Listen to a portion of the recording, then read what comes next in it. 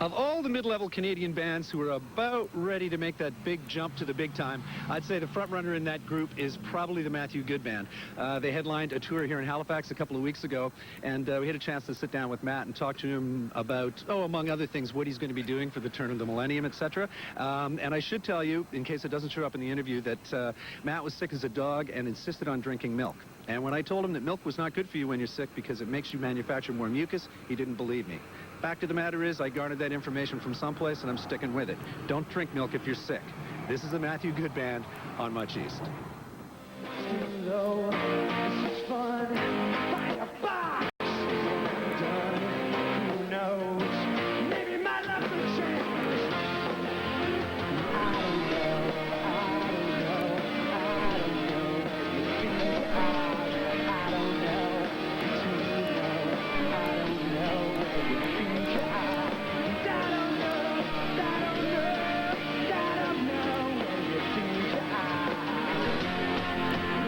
Taking this record on the road, we were talking before the camera went on a little bit about maybe a certain frustration in the size of venues that you're playing these days. And do you envision this show as being much larger than it is? Look, there's, oh my God, look. Oh, it's the rest of the band. Oh, isn't that cute? And I've got to live with these guys 365 days.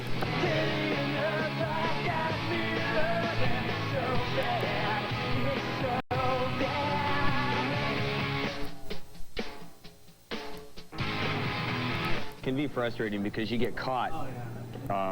You get caught between playing shows for like, 3,000–4,000 people. And then on the other hand, you'd play smaller towns where you're playing to make maybe like 600–700. So you've got this show that fits into like, small arenas or convention centers or halls or whatever. And then you have to walk into these small clubs, which are, some are under them. I mean, the other night we blew the Transformer at a school, at a university we were playing. Right. Yeah, which was good. Right in the middle of a boy and his machine gun, it just went out too. It was kind of funny too because we just added that into the set list, and I've been playing with the vocal performance of that song, and I walked over to Dave and I said, "Man, that sucks. I was doing good there too."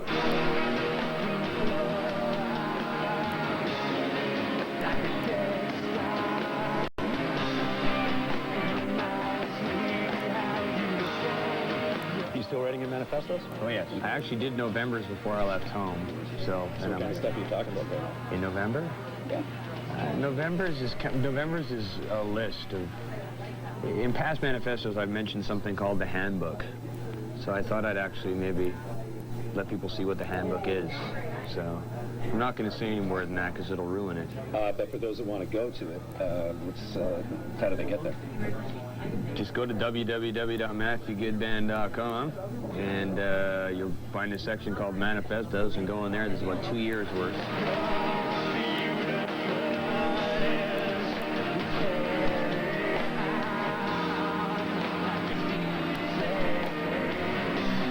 Well, almost a year ago when we were in Newfoundland together with Bill Waleshka, we were discussing the... Do we really want to talk about that, Cam? Yeah, this isn't a particularly loaded question.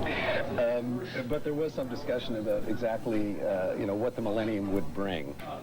And I think there was something about a wall of fire and clown suits and that kind of stuff there. Now we're rapidly approaching that point in time.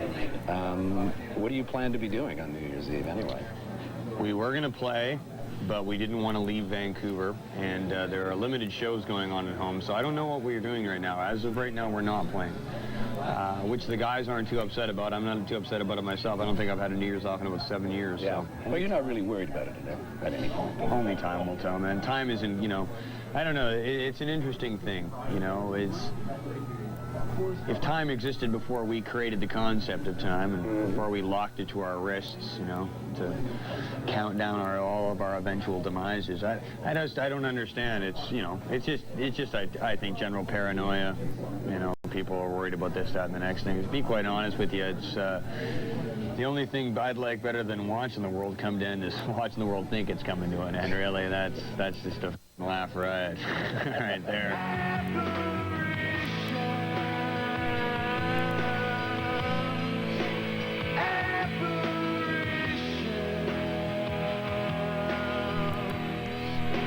if you did know for a fact that the world was going to come to an end, if you knew that for a fact, Yeah. what would you do? Wow. Now, would I know this, like, how many days beforehand? You know this, you would know this you know this with enough time to get your butt anywhere that you wanted to do, anywhere that you wanted to be. First of all, I'd go to Legoland. I mean, let's face it, if the world's going to end, straight to Legoland, okay? And, you know, copious amounts of sex, obviously, would be involved. So, sex on the way to Legoland, at Legoland, and on the way back. And, I don't know, man, lots of fireworks and, you know, I've always wanted to light a Roman candle off in, you know, a pressurized compartment, you know, so light some fireworks. So maybe a burning schoolhouse in business class. Very nice. You know, see what the fine people of British Airways would do about that. So there are a few questions that you'd like answered before the whole thing goes to hell in a handcart. Yes, yes. You know, like if you dropped a penny off the Empire State Building and it hit someone in the forehead, would it kill them? You know, so I would basically just take a lot of money out of the bank and hire 1,000 people to stand on the street, and I'd just hoist pennies off there. Maybe I'd do that on the way back from Legoland, you know. Then of course Disneyland would have to be one of my last stops as well. It's the happiest place on earth, and God knows I need a good dose of that. So I'd go there, and you know, I probably all ended on, you know, the top of some building, really. Rinse some Budweiser girls and sit in a kiddie pool filled with tequila. I'd, you know.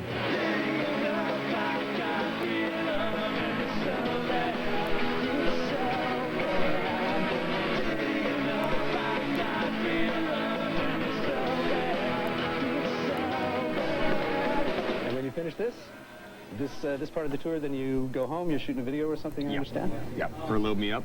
And after that, I'm going skydiving with the Dallas Cowgirls. Nice. Little time off, then we're gonna go back out on the road with Moist. Ooh.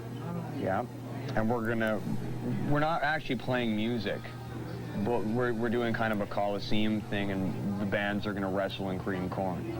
Very nice. So, and I think Gob's coming too, which will make things interesting. They're the undercard. Yeah. I don't know who they're fighting though. Maybe random people selected from the audience, but there's nothing really like wrestling in creamed vegetables, I find.